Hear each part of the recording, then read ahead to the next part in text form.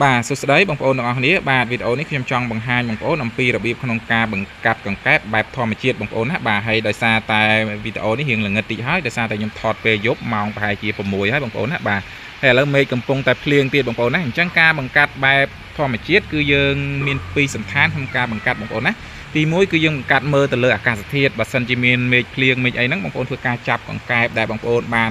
ឃុំក្រងបានត្រឹមត្រូវហ្នឹងយកញីដាក់មកចូលក្នុងអាងយកឈ្មោះមកដាក់ចូលក្នុងអាងតាមចំនួនដែលបងប្អូនមានចំណង់ចំណូលចិត្តគិតថាប្រកាសប្រមាណគូ10គូ20គូបងប្អូនធ្វើការចាប់វាដាក់មក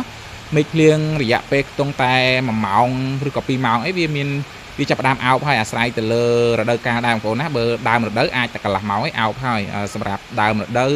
ពាក់កណ្ដាលរដូវឬក៏ចុងរដូវអាចប្រើពេលយូរតិច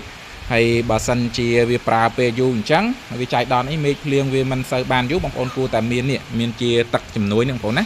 បាទទឹកជំនួយបែបនេះណាបាទបន្ទាប់ពីមេឃភ្លៀងហើយ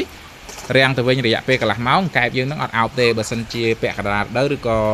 ចុងរដូវណាបងប្អូនអរនេះអញ្ចឹងបងប្អូនគួរតែមានជាទឹកស្ប៉ានិមិត្តនេះសម្រាប់បើកឬក៏ជា speaker បងប្អូនណាជា speaker សម្រាប់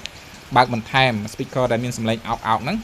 បាទអញ្ចឹងលក្ខណៈបង្កាត់បែបធម្មជាតិនិងបែបស្ប៉ានិមិត្តគឺបែបធម្មជាតិងាយស្រួលបង្កាត់ជាងបងប្អូនណាបាទគ្រាន់តែថាវាមានលក្ខណៈខុសគ្នាបន្តិចបន្តួចទេបាទដើមរដូវពាក់កណ្ដាលរដូវនិងចុងរដូវប៉ុណ្ណឹងឯងសម្រាប់ចុងរដូវវារៀងពិបាកតិចសម្រាប់ធម្មជាតិបងប្អូនណាបាទបើសម្រាប់សុបនិមិត្តដាក់តាំងតែធ្លាក់ឲ្យបងប្អូនណាបាទអញ្ចឹងរបៀបក្នុងការបង្កាត់បែបធម្មជាតិនិងបែបសុបនិមិត្តគឺខ្ញុំមានប៉ុណ្ណឹងចែកម្លែកជូនបងប្អូនប៉ុណ្ណឹងបើបងប្អូននៅមិនយល់ត្រង់ចំណុចណាបងប្អូនកុំភ្លេចឆាតសាកសួរព័ត៌មានបន្ថែមទៀតណាបងប្អូនណាបាទរាល់វីដេអូខ្ញុំលម្អិតអស់ហើយបងប្អូនណាសូម្បីតែមេឃភ្លៀងក៏ខ្ញុំមកធ្វើវីដេអូចែកម្លែកជូនទៅដល់បងប្អូនដែរបាទឥឡូវគឺទិដ្ឋភាពជាក់ស្ដែងឥឡូវបងប្អូនឃើញអញ្ចឹងវីដេអូនេះវារៀងល្ងឹតហើយបាទល្ងឹតហើយ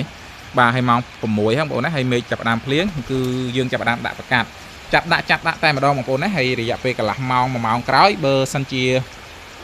ដើមរដូវគឺតែកន្លះម៉ោងអីហ្នឹងវាអោបហើយបើពាក់កណ្ដាលរដូវអាច1ម៉ោង1ម៉ោងកន្លះប៉ុន្តែបើចុងរដូវអាច2ម៉ោងទៅ3ម៉ោងបងប្អូនណាអញ្ចឹងវិធីក្នុងការបង្កាត់គឺជំរើសទី1គឺយើងមើលទៅលើមេឃភ្លៀងបាទជំរើសទី2គឺយើងប្រើបែបទឹកសុបនិមិត្តហើយនឹងសំឡេងបងប្អូនណាបាទទឹកសុបនិមិត្តនិងសំឡេងបើកទឹកចឹងមកបងប្អូនណា2ម៉ោង3ម៉ោងទៅបាទហើយយើងធ្វើកាក់ចាក់សំឡេងខ្លះទៅវានឹងអោបហើយបងប្អូនណាបាទហើយលក្ខណៈគេហៅថាលទ្ធផលដែលយើងទទួលបានហ្នឹងវាមិនជាងគ្នាប្រហែលទេអាស្រ័យទៅលើការថែទាំមេបាពូជរបស់យើងទេបងប្អូនណាបាទការថែទាំមេបាពូជយើងបានល្អគឺកូនមកធ្លាក់ពងមកក៏បានល្អដែរបើការថែទាំរបស់យើងមិនបានល្អសម្រាប់មេបាពូជគឺក៏វាទៅតាមនឹងដែរបងប្អូនណាបាទអញ្ចឹងបងប្អូនឃើញមកក្បាលនោះចាប់ផ្ដើមអោបបងប្អូននោះបាទខ្ញុំសូមមើលបាទឃើញទេបាទចាប់ផ្ដើមអោបហើយចាប់ផ្ដើមអោបហើយណាបាទដោយសារតែការថែទាំមេបាពូជយើងបានល្អយើងដាក់ទឹកនេះប្រហែលជាអានេះខ្ញុំដាក់ប្រហែលជាខ្ញុំសាកល្បងហើយប្រហែលជាកន្លះម៉ោងហើយណាបាទខ្ញុំចាប់ផ្ដើមធ្វើវីដេអូណាបងប្អូនណាដោយសារខ្ញុំរងចាំមើលមេឃភ្លៀងឥឡូវគាត់ចាប់ផ្ដើមមេឃភ្លៀងមកស្រាប់ជាមួយនឹងយើងដាក់ទឹកស្ប៉ានិមិត្តនេះផងគឺចាប់ផ្ដើមអោបបាត់បងប្អូនឃើញនេះមកគូនោះកន្លែងទឹកទយោនេះអញ្ចឹងអធិស្ឋានចំពោះការ